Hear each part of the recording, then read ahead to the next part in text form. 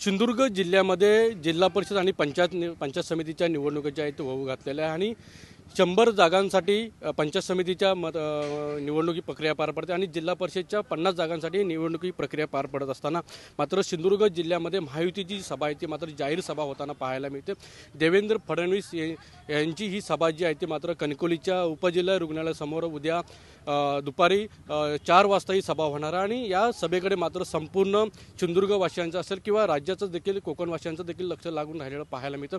विशेष म्हणजे ही जिल्हा परिषद आणि पंचायत समितीच्या ज्या निवडणुका आहेत सिंधुदुर्ग जिल्ह्यातल्या हा प्रथमच नारायण राणे यांच्या नेतृत्वामध्ये होताना पाहायला मिळतात। तर ज्या मागच्या निवडणुका देखील झाल्या होत्या त्या म्हणजे नगरपंचायत असेल ती निवडणूक जी झाली होती ती निवडणूक मात्र रवींद्र चव्हाण यांच्या नेतृत्वाखाली झाली होती। मात्र या निवडणुकीमध्ये मात्र भाजपला मात्र युती न केल्यामुळे मात्र काही अपयश देखील सहन करावं लागलं होतं। मात्र त्याच निवडणुकीतला बोध घेऊन मात्र नारायण राणे यांच्या नेतृत्वाखाली महायुतीची नेतृत्वाखाली ही जी आता जी पंचायत समिती जिल्हा परिषद आहे ती मात्र निवडणूक होताना पाहायला मिळते। मात्र या सभेकडे मात्र संपूर्ण लक्ष लागून राहिलेलं पाहायला मिळतं। दुसरीकडे जर पाहिलं तर भाजपची विजयाची नांदी म्हणावी लागेल, कारण 11 उमेदवार जे आहेत ते बिनविरोध झालेले पाहायला मिळते। त्यामुळे भाजपने आधीच हे जे विजयाचं खातं जे आहे ते मात्र खोललेलं पाहायला मिळतं। पण मात्र ही जी सभा होणार आहे या सभेतून मात्र मुख्यमंत्री जे आहेत ते मात्र कार्यकर्ते असतील किंवा उमेदवारांना काय मार्गदर्शन करतात हे देखील पाहावं लागणार आहे।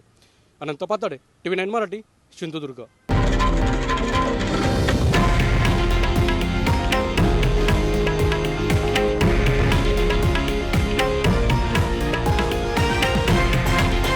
हे आहे देशातील नंबर 1 न्यूज नेटवर्क आणि आपण पाहत आहात TV9 मराठी, एकमेव।